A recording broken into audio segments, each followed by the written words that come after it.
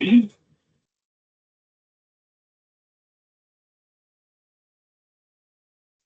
Ajay. I see your screen. Do we want to bring up the Canva or you want me to do that? I think you're muted. Can you see my screen? Yes, yes. I already got this. Thank you.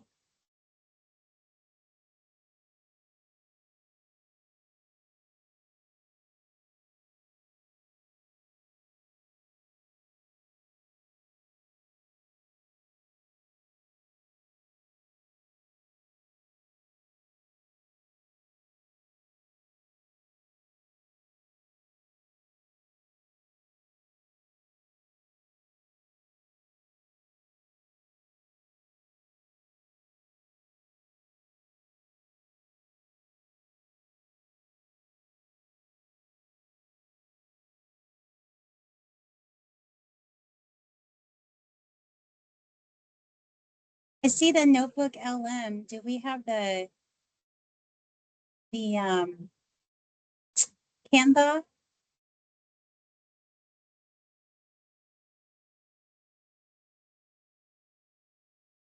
Oh, Canva for which one? For our presentation? Yeah, actually, I downloaded the Canva Okay. thing as a PowerPoint, and Okay, I'm showing it. perfect. Yep. I'm seeing your notebook LM screen. Oh, you're seeing my notebook LM screen right Yeah. now? Uh-huh.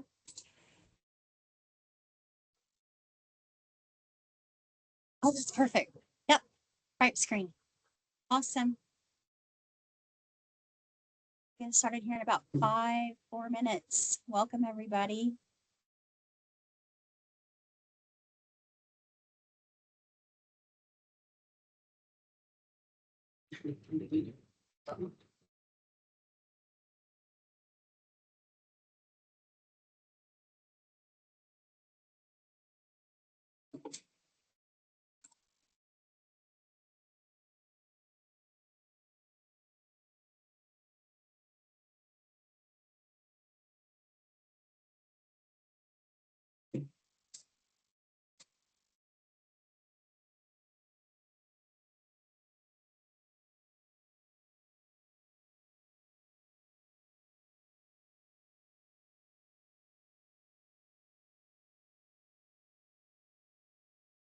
Give it a couple more minutes. Welcome, everyone. If you want to introduce yourself in the chat while we're waiting, we have about a couple of minutes before we'll start. Hope you're having a good morning. Thank you for joining us at this Open Access Summit today.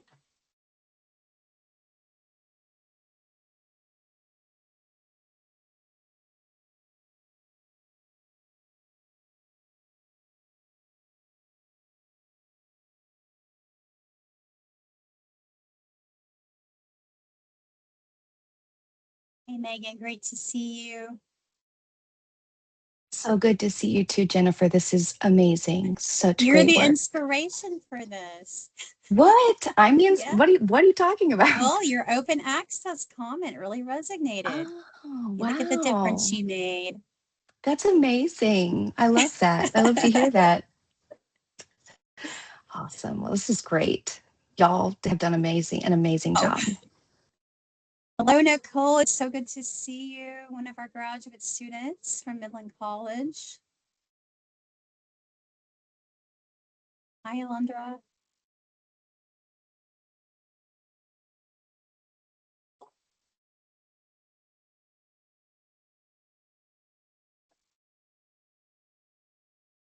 Give it a couple of minutes. Thank you so much for being here today. Hope you're having a good morning. If you want to introduce yourself in the chat, it just kind of helps us build connections to one another. Welcome.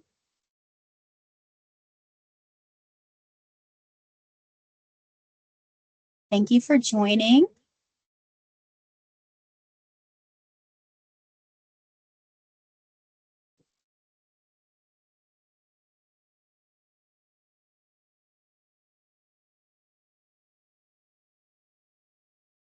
couple more minutes. Hope you're having a great morning and you've gotten something from the first two sessions. I know I've been inspired from our colleagues.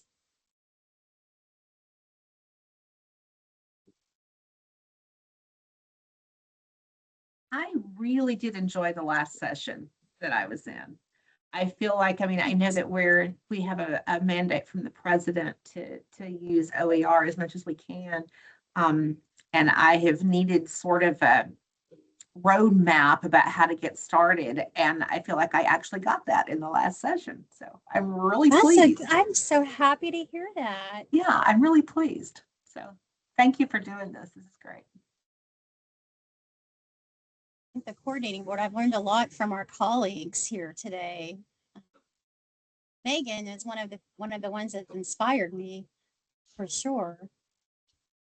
And our speaker, Ajay, has inspired me. Can't wait. We're going to learn a lot from him I didn't today. know you were here. Have you been here this whole time? No, I just got here. Oh, Jesus.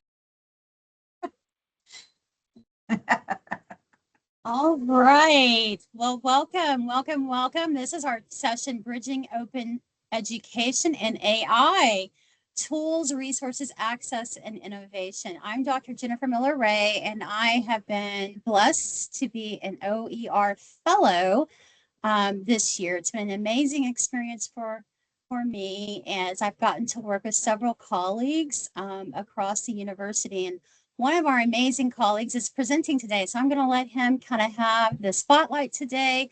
I don't know if you're from Sul Ross State University. I really hope that you can connect with Ajay, the Vaidya,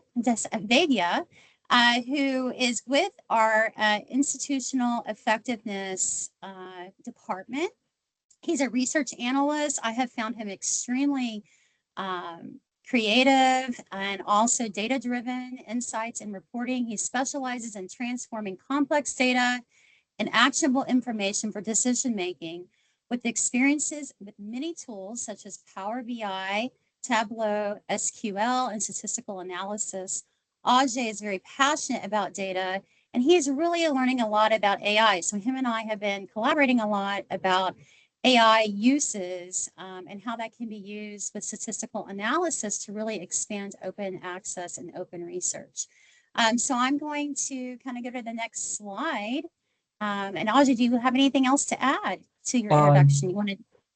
Thank you, Dr. Miller. I'm really happy to be here at Sul Ross and working with Dr. Miller on this OER project. So just housekeeping items, we'll keep the question and answer session at the end so that we can have a nice discussion.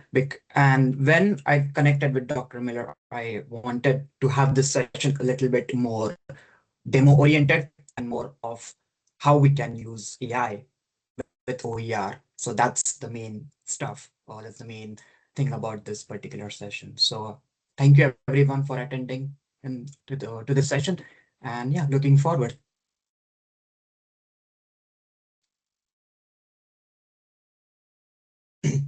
So today we are going. Go ahead. Yeah. You want to go ahead, Dr. Miller. Today we're going to identify resources for OER and open access. Next to the monitor. So everybody's muted here. We're also going to provide AI. Ajay is going to provide us some additional knowledge on how we can use AI tools for content creation. And then we are going to formulate ideas to help us kind of solidify our vision to expand access here at Sul Ross State University. So we would love your viewpoints and ideas from this session today. Ajay, I'll turn it over to you. All right, thank you. So before I start talking about the ChatGPTs and the Claudes and the Geminis of the world, I would like to say something about myself. I'm an AI enthusiast. I'm not an AI professional, just FYI, or not an AI expert that I can tell you, oh, use this particular tool or that. I'm also learning as I'm using these tools. So I'm more passionate about how we can use these tools at OER. So the foundation of all this is there are different tools out there, which are Perplexity, the ChatGPTs, the Copilots. I would like to talk about Copilot is that most of the universities in the US are Microsoft Suite family. So Copilot is integrated into that. So there are a lot of data protection, data privacy kind of things, especially the FERPA, the COPPA regulations. So if you're with Sulross or any other universities, please do check out Copilot. I understand that the ChatGPT, the Perplexity, and the Claude, everyone will be open to using it just because of the data privacy. So I feel that Copilot is one of the things that you can use it. Gemini, I'm going to talk about it more, and there will be a demo about the Google Notebook LM. Maybe you guys have heard about this, maybe not, but that's the one tool that I have used it in at OER, and also while doing some different weekend projects that I'm doing other than work. So talking about Google Gemini, it is COPA approved with the district Google account for the K-12 or higher education. So if someone is working in high school, so most of them will be under Google account, so you can use Google Gemini.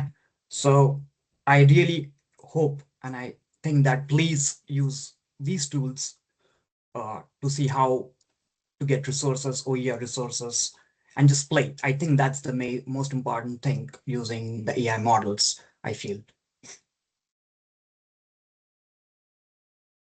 Okay, so there are a lot of resources of all these things. And I created this image not by Google search or any other internet Bing browser or any other browser, but I use this particular search using Notebook LM1. I'm going to show you how I did this in the next slide, or maybe in a few slides, but there are a lot of why OER is important, how we can use it, what the definition of it, and the different resources like the OER Commons, OpenStack, MIT, and all these things. So as you mentioned in the previous sessions also, why OER is really important, that we can reuse it, we can revise, we can redistribute, remix, and we can retain all these things. The important thing about OER, it's free, and there are no permissions. Anybody can use it, whether you have a Sulross account or whether you don't have a Sulross account. It's available for anyone, and not just in the US, but any part of the world, basically. And that's how this thing is. And Dr. Miller will talk more about OER and why it is really important, why it is. So that's basically the OER repositories, and we will be giving some resources about OER as well for your reference so that you can use it in your OER projects. So yeah, over to Dr. Miller. All right. Well, thank you, Ajay. I have also dropped in the chat a link to different tools that Ajay spoke about, specifically AI, but we will also provide some other tools towards the end of the session. I think it's important that we have a conversation today. So I am going to open it up for your input as well. But I wanted to share a little bit about what I have learned over the last year from the coordinating board as it relates to open access. The coordinating board has really invested heavily in open education resources, not only for K-12, but also for higher education use. Specifically, they in 2019 launched a large OER initiative and have been collecting data on that initiative to identify gaps with institutions across the state, and really kind of looked at the landscape of OER use. And basically, what we know from the literature and from their research project, there will be a new playbook that will be released soon.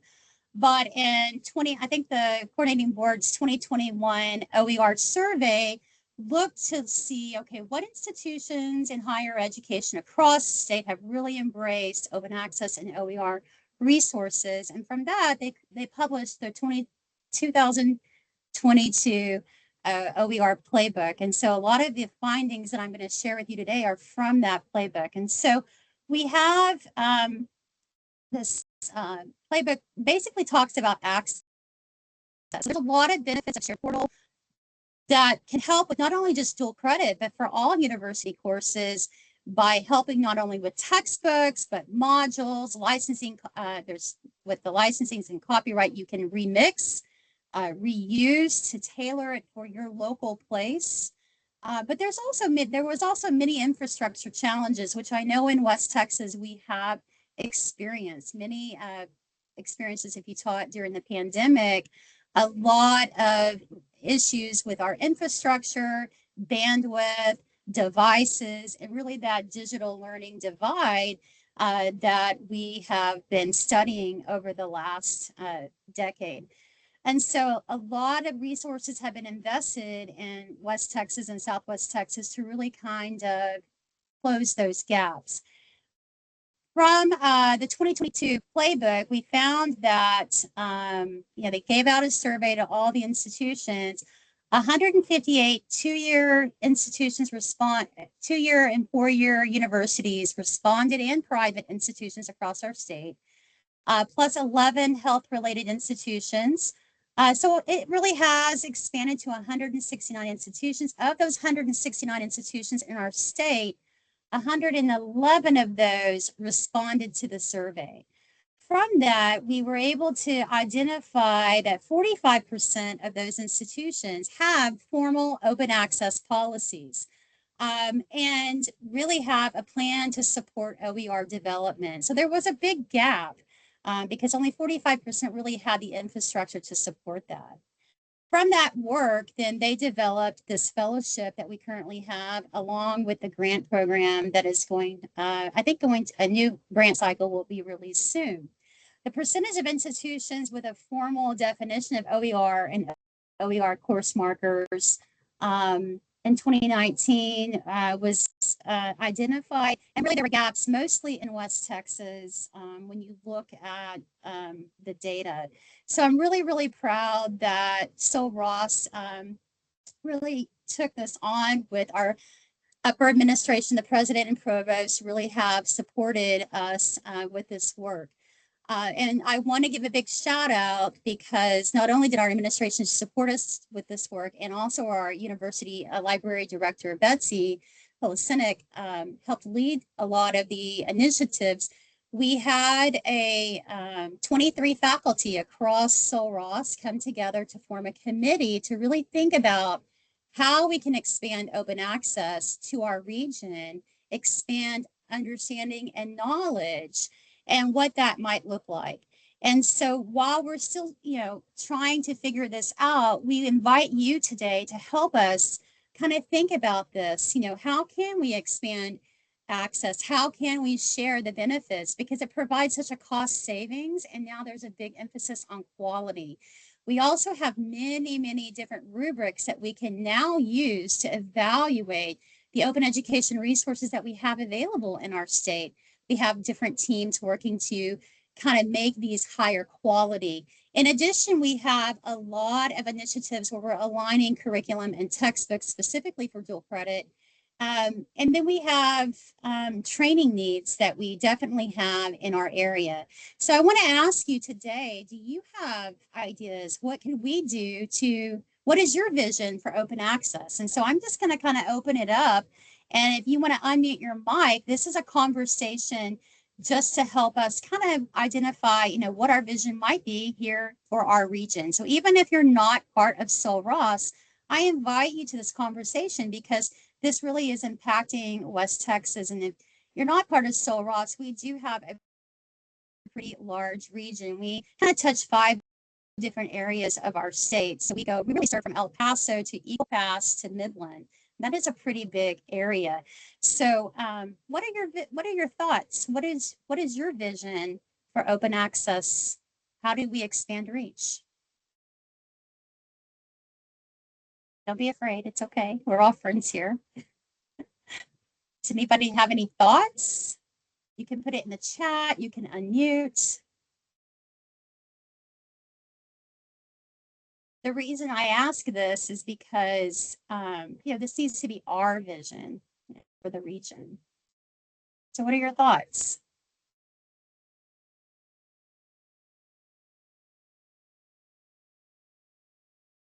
Have any thoughts here?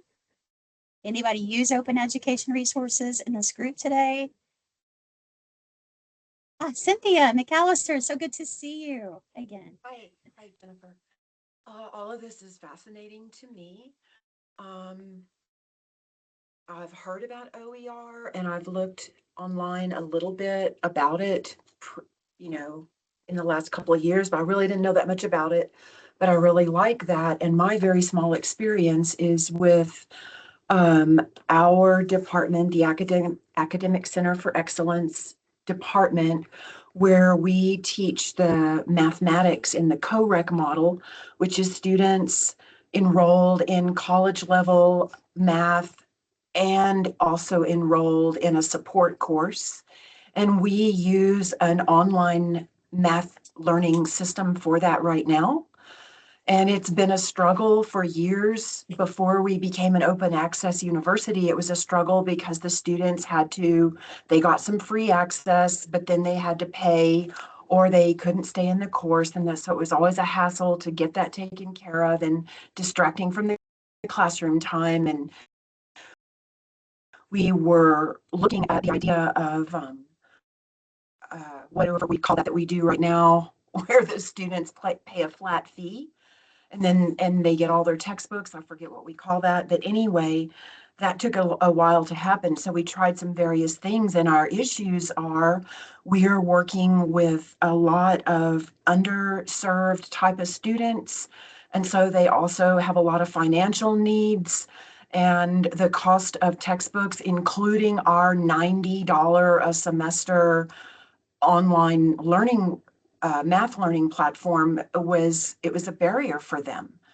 So I'm really interested in if we can figure out how to provide a course that is not an online course. That's my particular interest, a face-to-face course where they don't have to pay so much to get the materials. That's my comment. And I really don't know that much about it, but I'm highly interested in learning about it. Thank you, Cynthia. What I've learned is there's so many more textbooks and resources now available than there was, and more coming. So it's kind of exciting to hear that you're very, very interested. I think the cost savings, as a professor here at Sul Ross with, similar students, I definitely, feel for our students. The cost savings to me alone is one of the reasons I strongly support open access, because it does open the door to for everyone. So thank you so much for sharing. I think that, so how do we expand knowledge? I think training. So Cynthia, locating those resources and knowing where they are and identifying those is something that the library can really help us with. But you feel free to reach out to me as well. But Betsy has a great is gathering resources. A lot of the universities do have an OER librarian, so that might be something that we can maybe look into, or maybe even look at our system office to maybe help us with some of those resources. So thank you for commenting. Ajay, let's go to the next slide. Thank you. And so really thinking about the future, okay, so OER open has been around for a very long time. It's been around for, a couple of decades. What I have been really excited about with OER is with the use of AI and many of the AI tools that we really don't have time to get into today. Ajay is going to give a great demonstration of a great tool that we all absolutely love. Our students can, and you can, develop high quality open access resources at a very affordable price, because we have access to generative AI tools that can be used to remix, can be used to develop, can be used to scale different items. And we have a lot of initiatives, not only in our state, but across the world, that really does stress, hopefully, in engaging and increasing the number of quality open access resources and open research resources. We now have access to very large data sets with AI that many of us can use in the research field for all disciplines. And as you are looking at those data sets, you can curate disciplinary text and resources that maybe are bilingual audiences, that can really open the door and broaden access to research opportunities, and we can really use open source AI tools to customize resources just specifically for West Texas or Southwest Texas along the border for rural schools. And that to me is very, very exciting. I'm going to be offering a new graduate course next year that will be exploring this. Ajay is going to demonstrate one of my very favorite tools that is so easy to use. Ajay, would you take it from here? Absolutely, thank you. So before I talk about Google Notebook LM, can someone type in the chat or say, do you know this tool? Have you used this tool before? You can raise your hand, or you can. Yeah. How many of you have a Google account? Everybody have a Google account? You have a Google account, you can use this tool. Okay. Right. So let's check out this Google Notebook LM tool in a minute.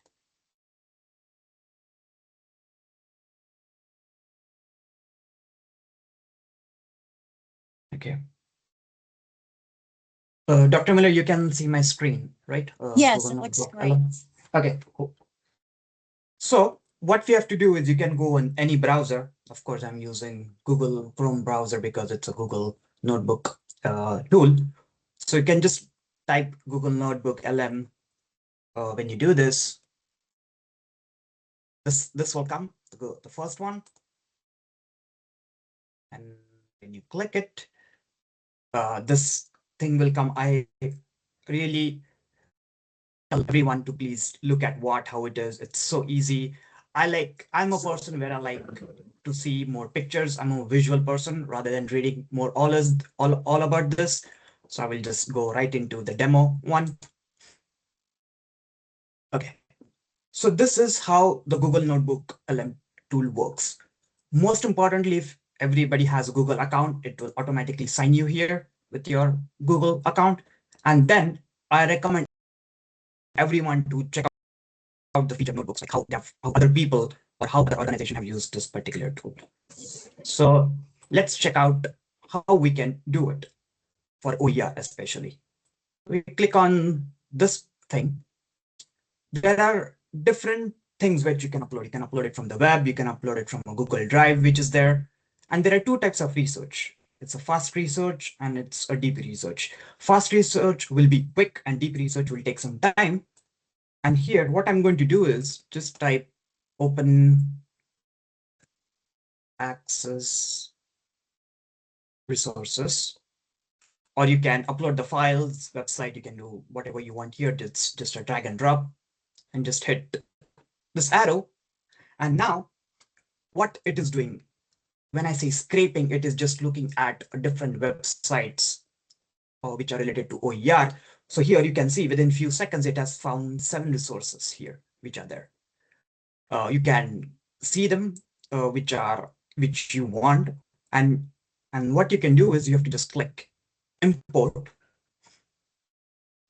and it will, you can change the name of this particular notebook.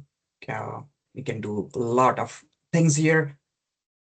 Yeah, it's loading. This will take a minute or so, but yeah, what you can do is see it from the 10 resources, it is giving you a nice small description about what it is, what are the resources are.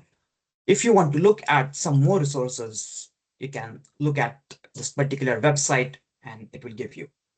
The cool thing about this particular thing about Google Notebook LMS, it can turn this 7 resources into a podcast. You can just have to click the audio overview and it will give you all these things. It can give you a slide deck. You can just click it, and in the back end, it is going to prepare everything. You can tell what kind of video you want. Do you want an explainer or a brief video? And change the visual style about all this particular things. Just FYI, slide deck, the podcast and the video takes some time. So please be mindful of that. If you want to do some flashcards for your classes, or if you want to do a quiz, you can do that. The good thing about I like is mind mapping, which it is giving. I hope it perfect. So when I click on my map, I click here. Through this open access resources, it can show you, it will give you a breakdown about the copyright, the search discovery tool, the repositories, and the scholarly workflows. And then you have to just click here and see the different things. Again, I'm more of a visual person, so I like to see things into a breakdown manner or a visually manner or like a flowchart thing. This is in my, since I'm a data analyst, I call this not a flowchart, but a Sankey diagram, so that it can give you a breakdown about all these things. So the legal concepts, the search concepts, the repositories, what it is, and then the breakdown of the different things. So I think this is a really cool thing about Google Notebook. You can download it as well by clicking here, and then you can minimize. And if you want, you can create a graph about all the 7 sources of all these things. Again, when I created this presentation, I've used Google Notebook LM a lot. Dr. Miller has also used this tool. And yeah, that's a demo of Google Notebook LM. The good thing about Notebook LM is if you go in settings, or if you want to share, excuse me, you can share it with any of your friends, family, or colleagues, and give them the link about anyone. If you can make it restricted, anyone in the public, whatever it is. Really good thing. If you're using the ChatGPTs and the Claude and the Geminis of the world, what it does is, if you're using the free thing, it doesn't allow you to share with other people.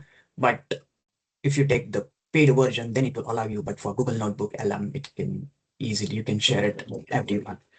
So that's this Notebook LM demonstration. And you can also click on reports. It can give you a nice report. You can turn this into a briefing doc, a study guide, a blog post if you're into blogs. And basically you can do everything within minutes. And yeah, that's it. Thank you. If you have any questions, please let me know.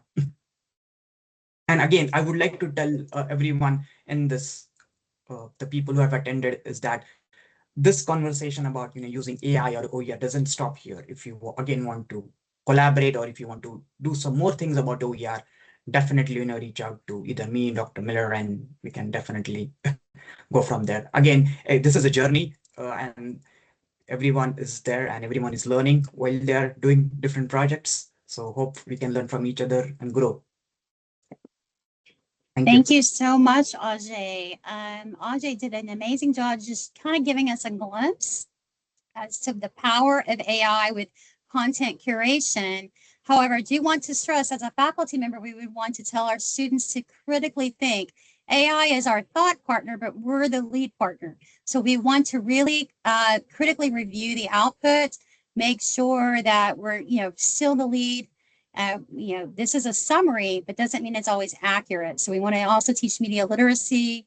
But it's so cool to know that we can take text and instantly turn it into a podcast, instantly turn it into a video. We can curate all kinds of content, and this really does greatly open the door for open access. We don't have much time, but I'm going to put here the link to the survey. You're very welcome to reach out to both Ajay and myself here to help you on your open access journey with AI.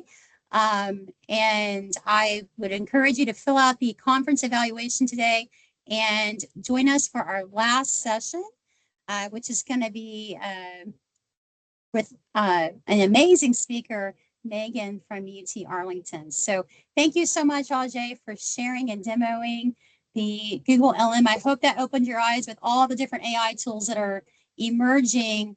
And of course, the resources that I share, you're welcome to reuse those or reach out in any time. Thank you so much.